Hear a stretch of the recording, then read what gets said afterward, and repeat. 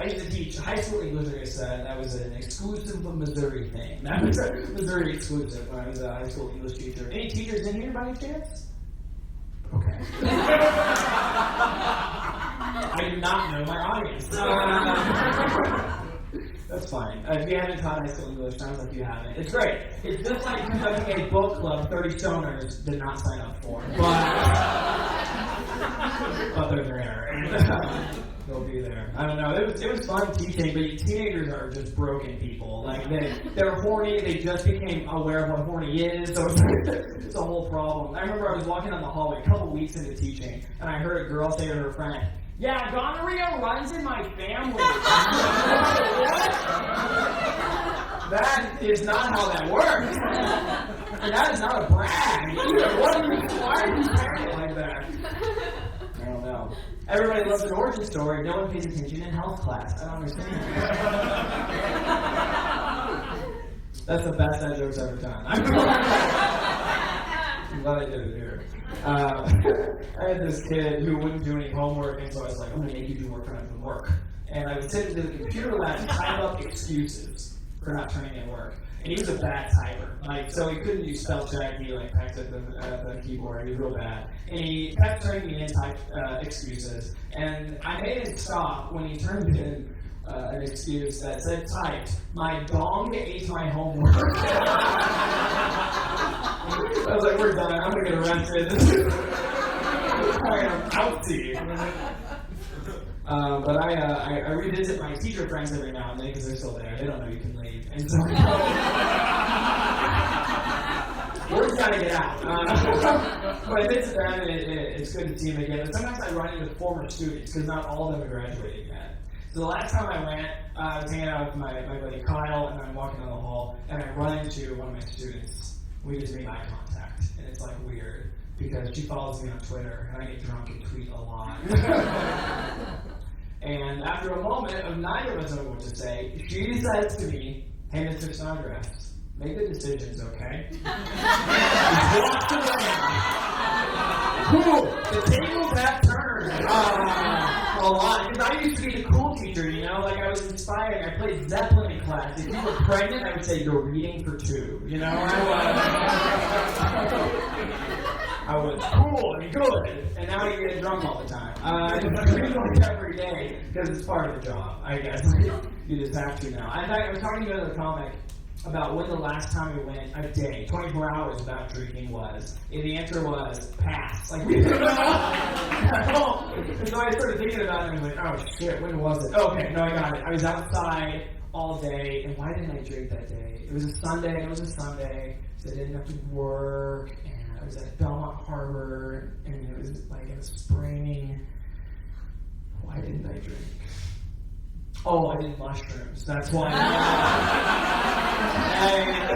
Because look, you don't have time to enjoy the bitterness of an IPA when your legs are made of sand. Okay, you can't do it. Teaching English was weird in like small talk. You know, American small talk is all about like, what do you do? We assess each other by our job. So when I would say I'm an English teacher, sometimes people would try to like size me up, you know, like as if I'm qualified. I'm sure people do it in other jobs. Comedians, of course, know this. They're like, I'm a comedian. They're like, tell me a joke, right? They're assessing you, and it's real weird when they're like kind of competing with you in conversation when you're a teacher, because it's kind of like saying, all right, who's the bigger indoor kid? Who's going to be?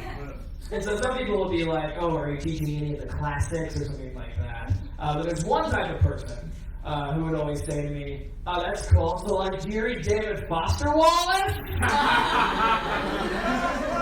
People with rich dads hate this joke. But finish it out. And I haven't. I'm sure he's fine. I've heard good things, or whatever, but I don't have time. They're so big. They're so big. Footnotes are hacked. So I haven't read any, and I told this guy that, and his name is probably like Preston or Colby or something, but I told him that because I know I haven't had a chance to read any Wallace, and he goes, oh, well, you just must not get it then. Oh, mighty words. He was like, you must not get Wallace. And I was like, all right, enlighten me. What is the deal with DF Dubs? What's going on with him? And he goes, here's the thing about Wallace, man. It's like something that happens on page 43 matters on page 301. It's like, oh, cool, like a book. Yeah. Cool.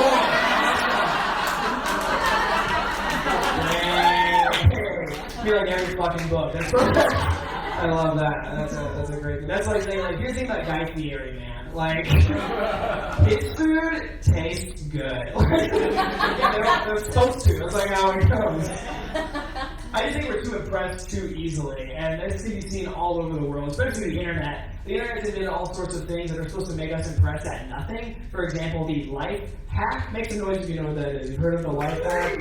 Yeah. It was a bigger deal a couple years ago, and then I think people were like, oh, a life hack is just something you do when you're not always dying. From being too dumb. They're like the most basic things. I first heard about a life hack when I was watching the TED Talk. Sorry. And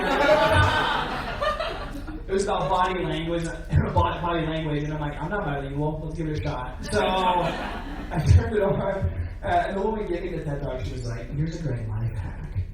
If you stand upright with your shoulders back, you're more attractive than when you stand hunched over. But that's not a life hack. No one wants to fucking crumple. You know what I mean?